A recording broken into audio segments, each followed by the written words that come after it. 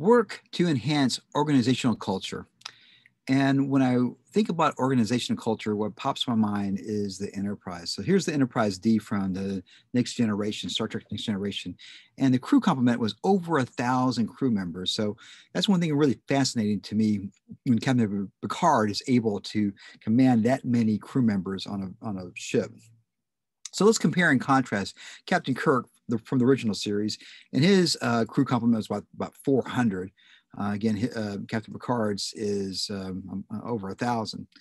And there's a difference between Captain Kirk and Captain Picard. When I was watching The Next Generation as a kid, I realized I could see a lot of great leadership skills in Captain Picard, and he cared about his crew. He was really focused on mission. He was really focused on supporting his junior officers. And I think this first statement here, if leaders are leading, they lead from the front. They don't ask others to take risks that they won't take themselves. Captain Picard was really focused on his mission and his crew, and he separated his personal needs from his job. And you can see a clear separation when he was when he was on the bridge and when he had his off time. But Captain Picard never displayed any behavior that would lead his crew to believe that he wasn't 100% committed to them and their mission. He modeled behavior he expected from his crew, and Spock and McCoy, Dr. McCoy, they would fight all the time on Kirk's bridge. That never would have happened on Captain Picard's ship, and that infighting with senior management wouldn't take place in public for sure.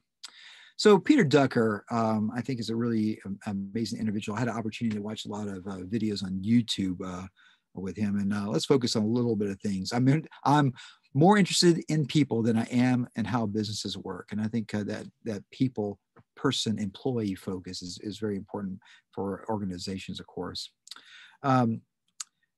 Basically, all organizations are essentially the same, and they have to organize people to meet organizational goals. It doesn't matter if it's a business or government, or church, army, educational organization.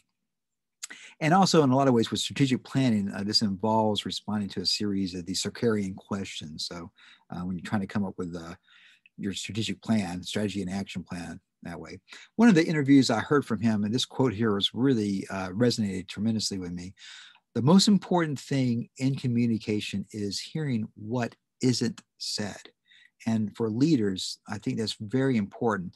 If someone's coming to you and talking about a problem or asking for a raise, they may not even want a raise. They may just want to talk to you about something or another.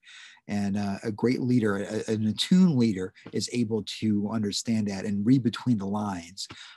Being able to actively listen is critical if you want to gain your team's trust. And sometimes just a little bit of listening can go a long way in an organization. And I think Peter Ducker really focused on that. So some thoughts on organizational culture. And this quote here: culture eats strategy for breakfast. And maybe in some ways, don't let culture eat strategy for breakfast. Have them feed each other. And I think that's a kind of an interesting concept to think about. The culture of a company determines the success regardless of how effective any strategy in an organization. You may have the greatest strategy and action plan, but if the culture isn't there, it's not going to be effective. The majority of companies spend little time, unfortunately, thinking about culture, but they spend a lot of time thinking about their business strategy. And maybe in some ways they should be equal, or maybe even think about consider culture even more. Maintaining this cultural coherence across a company's portfolio should be an essential factor when determining a corporate strategy. No culture, however strong, can overcome poor choices when it comes to corporate strategy. So that's another aspect. Even if you have a great culture, and you gotta, is that going to support something that's poor choices in your organization? The impact of culture on the company's success is only as good as its strategy is sound. And I think that's some great insight from Peter Ducker. And I love some quotes. So I'll just throw out a few of them that really resonate with me. If you want something new, you have to stop doing something old. Companies' cultures, the greatest change in a corporate culture is the way business is being conducted, and it's accelerated growth of relationships based on a partnership.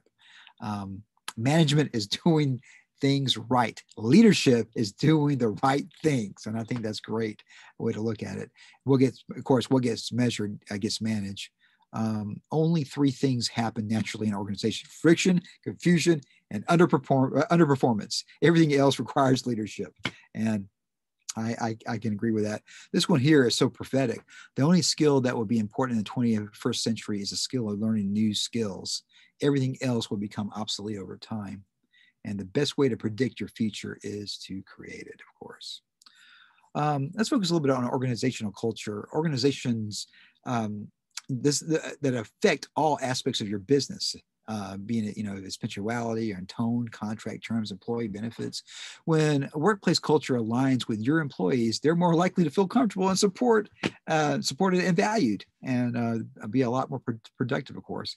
Companies that prioritize culture can also weather difficult times and changes in business environment. And a lot of times these businesses can become even stronger with that. So some qualities of a great organizational culture: alignment comes when the company's objectives and its employees' motivations are all pulling in the same direction. So not against each other, but pulling in that same direction. Appreciation can take many forms. A lot of times, just a leader saying hi to one of their followers can have a big effect. Thank you, a promotion. They can be small things. And I think a lot of ways that leads to trust. And of course, trust is vital to any organization. Performance is key. Great companies create a culture that means business. Teamwork encompasses collaboration, communication, and respect between team members, and that's really crucial. And as innovation leads organizations to get the most out of available technologies, resources, and markets, of course, as well. So these are some of the qualities you can look in an organization to say, hey, this works really well. So what are some steps to build a high-performing organizational culture? I think in a lot of ways, excel in recognition. When you recognize somebody for doing well, let them know that. Enable employees' voice. When employees have a voice in something, of course, it's going to resonate tremendously. Make your leaders culture advocates. So have them be advocates for a culture that's going to be supportive in your organization. Live by your company values. I think that's very important. Kind of going back to Captain Picard there. Forge connections between team members. Very important. Keep culture on the mind from day one. And I think when you come up with some strategy and action plans, if you keep that culture in mind, it's going to help out tremendously. And of course, this could lead to the personalization of the employee's experience. So it's going to be really connected with them. So here are the references. And thank you so much for listening to this organization culture presentation. Thank you so much.